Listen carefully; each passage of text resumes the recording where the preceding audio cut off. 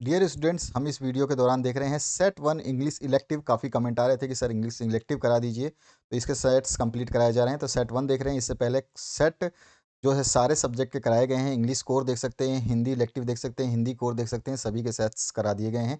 इसी वीडियो के and screen पे आपको जो है डिस्प्ले मिलेगा आपका प्लेलिस्ट, और उस प्लेलिस्ट पे टच करेंगे तो आपको सारे वीडियोस मिल जाएंगे। इसके अलावा आपके जितने भी कोर सब्जेक्ट हैं, यानी कि इंपॉर्टेंट सब्जेक्ट हैं, जो भी आपके आर्ट्स कॉमर्स साइंस, उन सभी को कंप्लीट कराया गया है। तो उन सभी को देख करके आप अपनी तैयारी को बेहतरीन कर सकते हैं, और हमारे जो सॉल्यूशंस हैं वो परफेक्ट तरीके से जो क्वेश्चन पूछा गया है उसी के अकॉर्डिंग दिए गए हैं आंसर्स। यहाँ पर आपको एक पैसेज पढ़ना है। इस पैसेज को पढ़ने के बाद में, जो कि महाराणा प्रताप के ऊपर है और उनसे संबंधित जो उन्होंने सेक्रीफाइसेस किए हैं और उन्होंने किंगडम के बारे में क्या क्या किया है उसके बारे में दिया गया है। तो इन सब चीज़ों को पढ़ने के बाद में आपको प्रश्नों के उत्तर जो है देने हैं। तो ये पूरा का पूरा मेवाड़ में उन्होंने क्या व्यवस्था की, कैसा करा, और उनके अलावा कौन कौन से राजा जो हुए और उन्होंने क्या करा, वो भी सब इसमें थोड़ा सा दिया गया है। तो इन सभी को पढ़ने के बाद में आपको जो है आंसर्स देने हैं।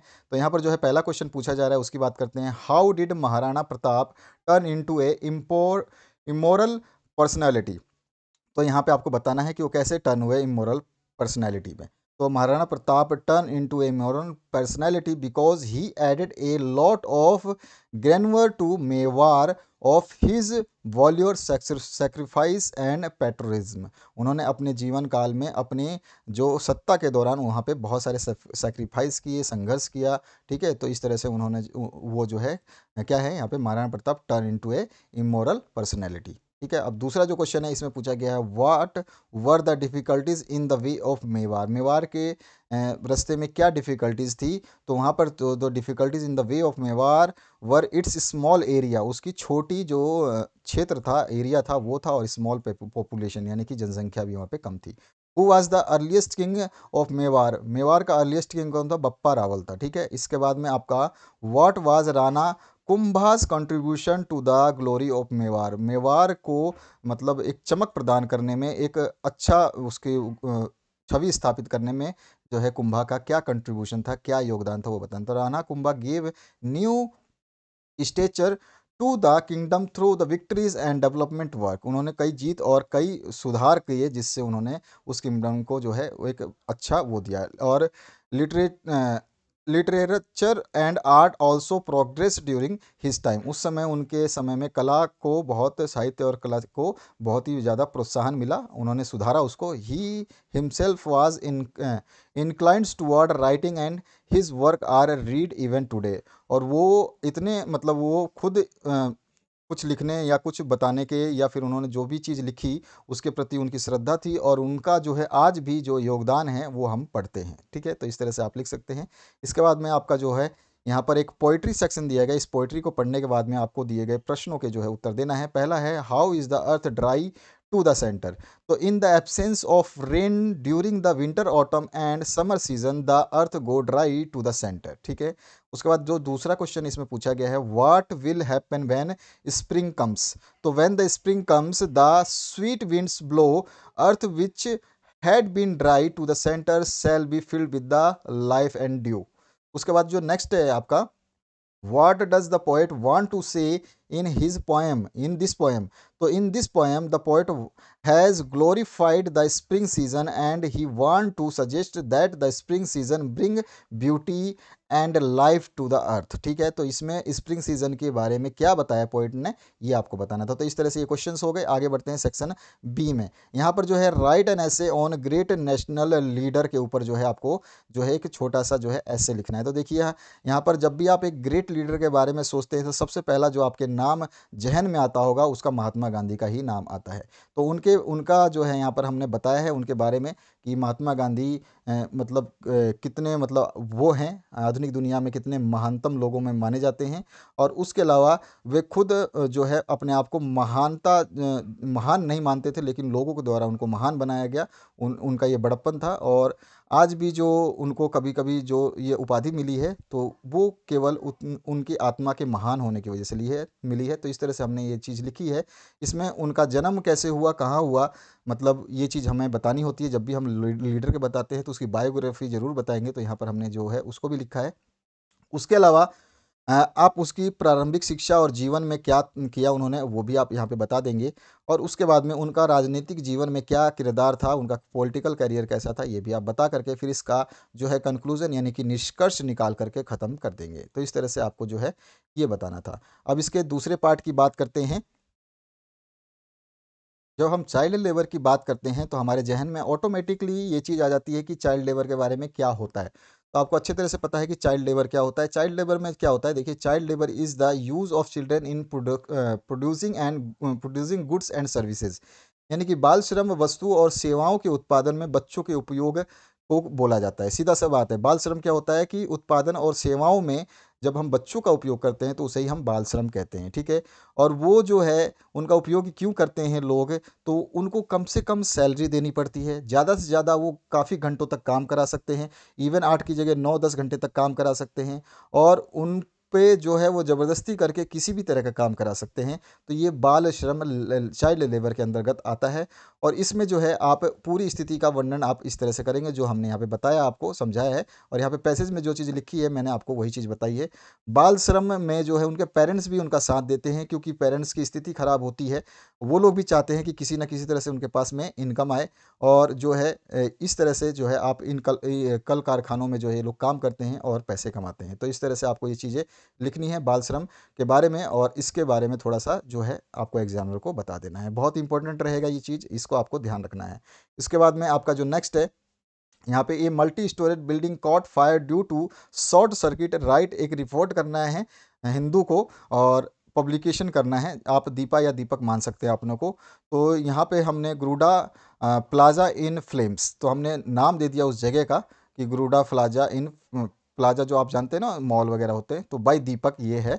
तो रांची मार्च 10, यस्टरडे इन हॉरिफाइंग एक्सीडेंट, ठीक है, इन ए horrifying accident 2 people died and over 20 got severely injured when a deadly fire broke out suddenly in the Gurda plaza main road, ठीक है। तो मेन रोड गुर्जा प्लाजा में अचानक से एक आग लगने की वजह से 2 लोगों की आकस्मिक मृत्यु हो गई, और 20 लोगों से ज़्यादा लोग जो है बहुत बुरी तरह घायल हो गए, ठीक है। तो इस तरह से आप लिखोगे। फिर an eyewitness Rohit Kumar who was shopping in the plaza at the third floor reported that he saw smoke coming out of N AC vent. तो वहाँ पर जो शॉपिंग कर रहा था रोहित कुमार, उसने ये चीज़ देखी उस प्लाजा में थर्ड फ्लोर पर जब था, कि उसने इस स्मोक धुआं देखा कहाँ से, एसी के वेंट से। एसी का जो वेंट होता है वहाँ, या जो भी एसी मशीन है वहाँ से धुआं निकलते हुए देखा। He raised alarm and all the workers and customers started running to the stairs. और उसने क्या करा, इसको देखते ही उसने क्या करा, घंटी बजा दी, यानी कि वहाँ पे पुश बटन होता है उसको दबा दिया।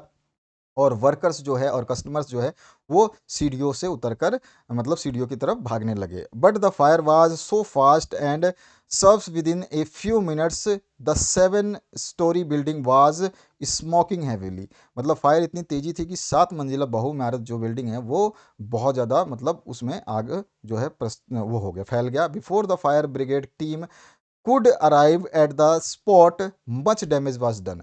जब तक कि अग्निशामक यंत्र वाली गाड़ी पहुंचती तब तक बहुत सारा जो है डैमेज हो चुका था। The entire building was badly burned, 2 people died and 20 injured people were sent to the nearby city hospital.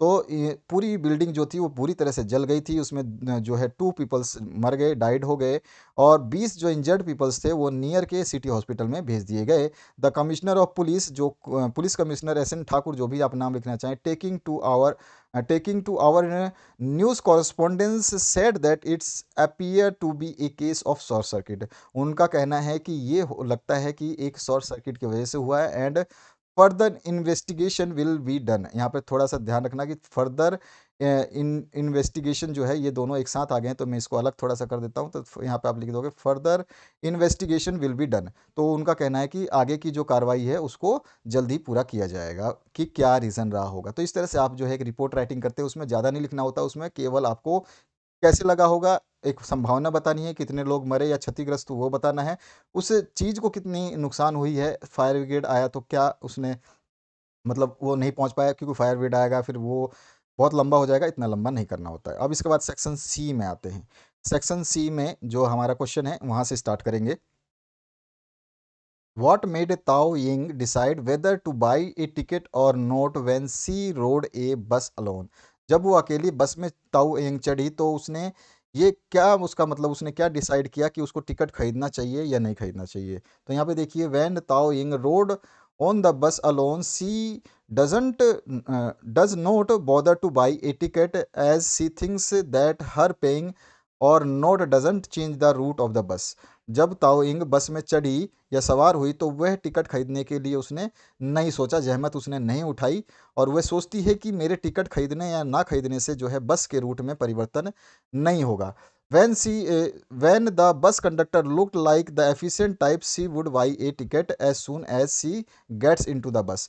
जब उसको कंडक्टर अच्छा प्रतीत होता था, अच्छा मतलब दयालु या मतलब बढ़िया प्रतीत होता था, तो वह जो है बस में घुसते ही टिकट खरीद लेती थी। But if appear to be easy going and irresponsible, जब उसको वो कंडक्टर जो है, जब कभी हमेशा उसी बस में तो नहीं बैठती होगी, जिस भी बस में बैठती है, तो जब उसको वहाँ पर जब वो बस में बैठती कभी भी और उसको लगता कि कंडक्टर जो है इररिस्पॉन्सिबल है, तो she would not dream of paying, तो वो जो है उसको उस टिकट को खरीदना नहीं चाहती है या भुगतान नहीं करना चाहती है, considering it A minor punishment for him.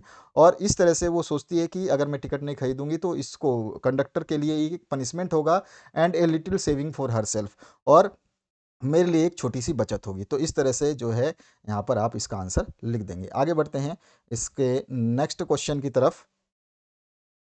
What make the difference between the time keeping of the various clock? What is the implied comparison?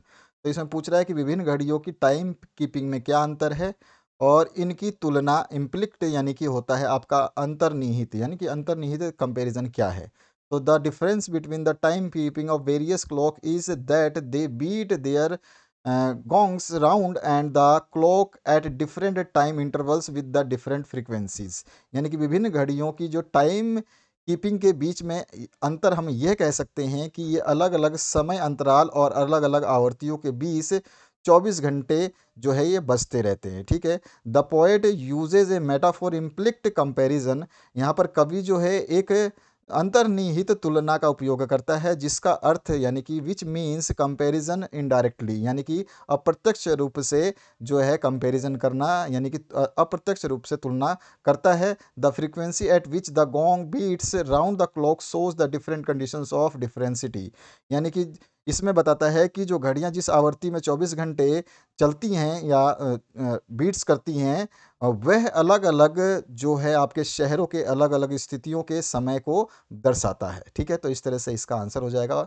आते हैं नेक्स्ट क्वेश्चन की तरफ। What contributes the beauty and mystery of the swans, यानी कि यहाँ पूछा गया कि हंसों की सुंदरता में सुंदरता और रहस्यों में क्या योगदान देता है। तो यहाँ पर देखिए, यहाँ पे बोला the beauty and mystery of the swans lives या लिव्स आर द लाइव्स ही बोलेंगे क्योंकि स्वान्स के लाइव्स की बात हो रही है। तो swans lives are the even though so many years have pass there is no change in how the swans behaved. यानी कि हंस के जीवन की सुंदरता और रहस्य यह है कि इतने साल बीत जाने के बाद भी हंसों के व्यवहार में कोई बदलाव नहीं आया है। और the poet feels that the beauty of swans is looked in A way that they behave even today. यानी कि कवि कहता है कि हंसों की सुंदरता आज भी उनके व्यवहार में बंद है और अभी तक कोई भी उसमें परिवर्तन नहीं है, लॉक्ड इन द वे। ठीक है, और there is no change in how they move around और spread love and are bound in companionship. तो इसमें यह भी है कि उनका जो है वह कैसे प्यार फैलाते हैं और वह कैसे सहचर्य या भाई बंधुता में बंधे हैं, इसमें कोई भी बदलाव नहीं आया। The mystery is that human being can not understand the strength of love and brotherhood. और यहाँ पे मिस्ट्री यानी कि रहस्य की बात यह है कि हंसों ने तो ये चीज़ समझ ली लेकिन human beings can not understand the strength of love, कि उन्होंने प्यार के बंधन को और भाईचारे को इतना नहीं समझा। दीज स्वान्स हैव अंडरस्टूड, जितना इन हंसों ने समझा है। They that is why it seems mysterious to the poet. इसीलिए जो है ये रहस्यमयी लगती है कवि को। ठीक है, या कवि को ये रहस्यमयी लगती है। क्या है, समझ में आ गया आपको? तो इसमें आसानी से आप समझ सकते हैं कि जो हंस हैं वो सुंदरता और रहस्य मतलब कई साल बीत जाने के बाद भी उनके व्यवहारों में जो परिवर्तन नहीं आता है, और कवि सोचता है कि उनके व्यवहार में जो परिवर्तन इसलिए नहीं आता है क्योंकि उन्होंने अपने इन चीज़ों को, इन खासियतों को जो है एक बंद कर रखा है, अपनी सुंदरता और व्यवहार को जो है बंद कर रखा है। ठीक है, वो घूमते हैं, प्यार फैलाते हैं, यानी कि उसको बंद कर रखा है, मतलब उसको रख रखा है। ठीक है, अपने अंदर संजो रखा है, और ह्यूमन्स में ये चीज़ नहीं है, ख़त्म कर दिया उन्होंने। ठीक है, what aspect of Indian society the history gets highlighted in the poem blood, यानी कि जो यहाँ पर ब्लड कविता है, इसमें भारतीय समाज और इतिहास के किन पहलुओं पर प्रकाश डाला गया है, ये आपको बताना है। तो यहाँ पे हम देखेंगे तो aspect of women society and history highlighted in the poem are, यानी कि इस कविता में भारतीय समाज और इतिहास के पहलुओं पर निम्न रूप से प्रकाश डाला गया है। It shows that women can understand each other and get attached emotionally at the personal level, यानी कि यह दर्शाता है कि दो महिलाएं एक दूसरे को समझ सकती हैं और व्यक्तिगत रूप पर जो है वो भावनात्मक रूप से जुड़ भी सकती हैं। ठीक है, maybe that's why Kamala Das could share her feelings with the grandmother much, इसी कारण से कमला दास जो है अपनी ग्रैंड मदर से जो है सारी फीलिंग्स को शेयर कर पाते थे।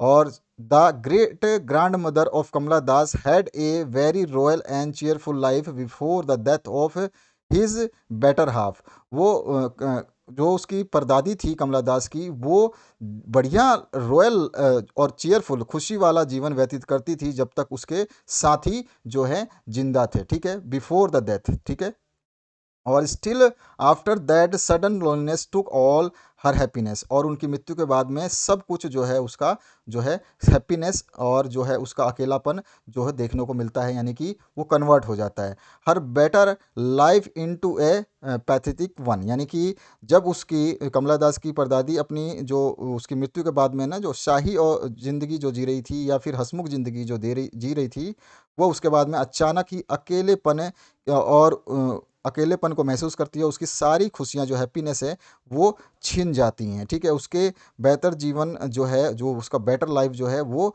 पैथेटिक वन हो जाता है, यानी कि दयनीय हो जाता है। This shows the situation of women in our society after losing the parents of life, तो यहाँ पर ये बता रहा है कि यह जीवन में अपना जो है हमारे समाज में महिलाओं की स्थिति को तब दर्शाता है जब वो अपने पेरेंट्स को खो देते हैं। तो इस तरह से ये जो है आपको आंसर देना था, तो इस तरह से आपको आंसर समझ में आ गया होगा।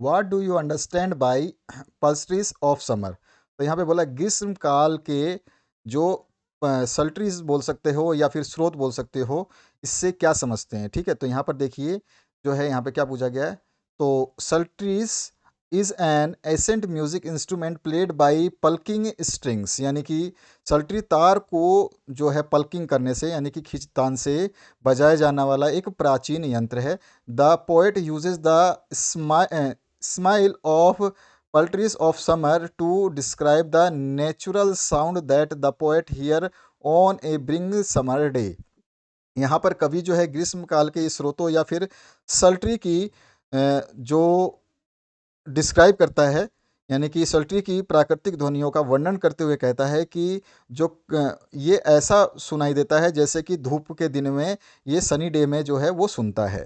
ठीक है, और the natural sounds of the wind playing through the leaves, the chirping of birds and the rapid beating of wings by bees and gnats make the poets feel happy and he does not feel tired listening to the music of nature। यहाँ पर जो बोला गया है कि यहाँ पे पत्तों से जो बजती हुई प्राकृतिक हवा जो है वो आ रही है और पत्तियों की चहचहाट है, साथ में इसमें आपका मधुमक्खियों और मच्छरों द्वारा जो पंखों की तेज आवाज़ है, उसको सुन कर के कवि जो है वो क्या करता है, फ़ील यानी कि अनुभव करता है, प्रसन्नता का अनुभव करता है, और वह प्रकृति के संगीत को सुन कर के जो थकान महसूस नहीं करता। He feel not tired listening the to the music of the nature. ठीक है, तो इस तरह से जो है आप बता सकते हैं। Did Tao Ying really intend to cheat a temple, give reason to support your answer, तो यहाँ पे क्या ताओ इंग जो है वास्तव में मंदिर में धोखा देने का उसका इरादा था। गिव रीज़न करना है, यानी कि रीज़न आपको देने, अपने समर्थ में जो है, अपने समर्थन में एक जो है आपको करारा जवाब या फिर उत्तर देना है, ठीक है। तो Tao Ying did not intended to cheat at temple as she remembered that child under 110 centimetres did not need a ticket. तो जो है ताओ यिंग का मंदिर में धोखा देने का कोई उसको इरादा नहीं था, क्योंकि उसे पता था कि जो बच्चे 110 सेंटीमीटर से कम के होते हैं, जिसकी हाइट जो है 110 सेंटीमीटर से कम है, तो उनको टिकट की आवश्यकता नहीं है। वर एग्जीक्यूटेड, उनको छोड़ दिया था। सी वाज कंफ्यूज, लेकिन वो कंफ्यूज थी। ताउंग Ying Niu Jiao was a lower than 110 centimetres, और ताऊ इंग जो है वो जानती थी कि जो जियो था वो 110 सेंटीमीटर से कम है। And was confident about his height, और वो उसके हाइट के लिए बिल्कुल कॉन्फिडेंट थी कि उसका 110 से कम है। She thought he would be excluded from the obtaining a ticket, तो उसने सोचा कि वो टिकट लेने से बच जाएगी। However on the scale, लेकिन जब स्केल से नापा गया, the measure more than the more at the temple which amazed her, लेकिन जब उसको स्केल से नापा गया तो वो 110 से ज़्यादा निकली, जो कि उसको एक अमेज, यानी कि उसको उसने चकित कर दिया। उसने जो है जब उसको मेज़र, वहाँ पे मेज़र हुआ टेम्पल में, तो वो 110 से ज़्यादा निकली, और जो है उसने उसको चकित कर दिया। अगले क्वेश्चन की तरफ मूव करते हैं यहाँ पर। What, according to Burgman, the relationship between A film maker and his audience. यहाँ पे पूछा गया है कि बर्गमैन के अनुसार एक फिल्म निर्माता और उसके दर्शकों के बीच में क्या संबंध हो सकता है। तो according to the Bergman, a film maker has a very close connection with his audience. तो यहाँ पे बोला जा रहा है कि जो बर्गरमैन के अनुसार जो है एक फिल्म निर्माता और उसके दर्शकों के बीच में बहुत ही घनिष्ठ संबंध होता है। If the worker of A film if the work of A film maker does not receive any reaction, यदि कोई फिल्म निर्माता को कोई भी काम के प्रति कोई प्रतिक्रिया नहीं मिलती, then the value of his work is reduce to nothing, यानी कि तब जो है उसके काम का जो मूल्य है वो शून्य हो जाता है। Therefore the reaction of the audience towards a film enables the film maker to evaluate the worth of the film, यानी कि इसमें बोला गया है कि दर्शकों की ही प्रतिक्रिया, फिल्म के प्रति प्रतिक्रिया जो है निर्माताओं को अपनी फिल्म के मूल्य का आंकलन करने को बताती है, या आंकलन बताती है कि मूल्य कितने उस फिल्म का बनेगा। Also Bergman claims that audience is entitled to appreciate और क्रिटिसाइज द फिल्म, और बर्गमैन ये भी कहते हैं कि ऑडियंस को हक है कि वो किसी फिल्म की प्रशंसा करें या उसकी निंदा करें, depending on the degree of satisfaction and enjoyment. वो इस पे डिपेंड करता है कि उनको कितना सेटिस्फैक्शन मिला है और कितना उन्होंने उस फिल्म से एंजॉय किया है, received by the audience after the watching the film, ठीक है। तो उस फिल्म से उन्होंने कितना जो है एंजॉयमेंट और सेटिस्फैक्शन हासिल किया है, उसके आधार पर जो है किसी फिल्म की प्रशंसा या निंदा वो कर सकते हैं, ये जो है बताता है, ठीक है। तो इस तरह से इसका आंसर होता है। अब आते हैं हम सेक्शन डी की तरफ। सेक्शन डी में जो आपका पहला जो क्वेश्चन है इसकी तरफ हम बात करते हैं। तो यहाँ पे जो क्वेश्चन पूछा गया है, draw a character sketch of doctor Paul. Paul जो है ये इसमें एक one of the crucial character of the novel है, यानी कि मैं कह सकता हूँ या आप कह सकते हैं कि पॉल जो है उपन्यास का एक महत्वपूर्ण पात्रों में से है। जो उपन्यास का नाम है फाइनेंशियल एक्सपर्ट, यानी कि द फाइनेंशियल एक्सपर्ट का डॉक्टर पॉल जो है एक महत्वपूर्ण जो है कैरेक्टर है, या फिर आप बोल सकते हैं पात्र है। It is very difficult to either categorise under good or ones or bad ones. ये बहुत ही मतलब मुश्किल है कि अच्छा क्या है और बुरा क्या है, इसके बारे में उसके बारे में बताना। His character is quite complicated, यानी कि उसका जो कैरेक्टर है वो कैसा है, काफ़ी जटिल है। कैरेक्टर इज़ क्वाइट कॉम्प्लिकेटेड, यानी कि उसके बारे में अच्छा बुरा बताना पाना थोड़ा सा मुश्किल है। और उसके बारे में he selflessly help Margayya in reaching the heights of the success, और उसने जो है मार्ग्या की जो है हेल्प निस्वार्थ, यानी सेल्फलेसली, यानी कि निस्वार्थ रूप से मार्ग्या को जो है एक सफलता की ऊंचाइयों को प्राप्त करने में जो है मदद की। He gave the manuscript of his book bed life to him in return of minuscule sum, ठीक है। तो उसने जो है अपनी पुस्तक बैड लाइफ की पांडुलिपि उन्हें मामूली राशि के बदले में दी थी, ठीक है ना। He wanted him to earn much from the book, और वो चाहता था कि वह उस पुस्तक से जो है कुछ और अधिक प्राप्त करे। ठीक है। He is very knowledgeable and works as a journalist, और उसे ये लगता था या फिर वह जो है बहुत जानकार था और एक पत्रकार के रूप में भी काम करता था। In the beginning the witness his ambitious side where the tales Margayya's about his plan to launch a social clinic. जब देखिए इसमें शुरुआत में जब वो उसके महत्वाकांक्षी पक्ष को देखते हैं हम इसमें, तो इसमें क्या है कि उसने इसमें जो है एमबीएस साइड को देखते हैं, यानी महत्वाकांक्षी पक्ष को देखते हैं, जिसमें टेल्स मार्ग्या, तो उसने मार्ग्या को ये बताया कि Margayya about his plan to launch the socially solving the domestic problem of husband and wife. तो उसने ये बताया कि पति पत्नी की घरेलू समस्याओं को हल करने के लिए वो समाज शास्त्र क्लिनिक को शुरू करने की अपनी योजना के बारे में वो बताता है। He told him he was a socialist और मार्ग्या फाइंड हिज आइडियल वल्गर। ठीक है, तो वो क्या बताता है, उसने अपने आप को क्या है कि बताया कि वह एक समाजशास्त्री है और मार्ग्या अपने विचारों को जो है वो कैसा पाते हैं। ठीक है, तो इसके बाद में आगे बढ़ते हैं। Pal has regarded for a settle life, यानी कि पाल जो है वो एक व्यवस्थित जीवन की कोई परवाह नहीं करता। हैज़ नो फिक्स्ड एम, और उसका जो है कोई एक निश्चित लक्ष्य नहीं है। He lives like a vagabond, यानी कि वो कैसे एक जो है लापरवाह की तरह जो है रहता है। इस तरह से जो है पूरा का पूरा आप डिस्क्राइब करते हुए इसको लिखोगे, और इसमें इतनी चीज़ें लिखी गई हैं ताकि आप इनमें से मैक्सिमम क्वेश्चंस, यानी कि मैक्सिमम पार्ट को जो आपको आसान लगता है ना उस पार्ट को आप याद करो, क्योंकि ये क्वेश्चन थोड़ा सा लंबा है। तो इसमें से जो आपको पार्ट सही लगता है, जो अच्छा लगता है, जो आपको लाइनें अच्छी लगती हैं उनको याद करना है। ऐसा नहीं है कि जो हमने लिख दिया वही याद करना है।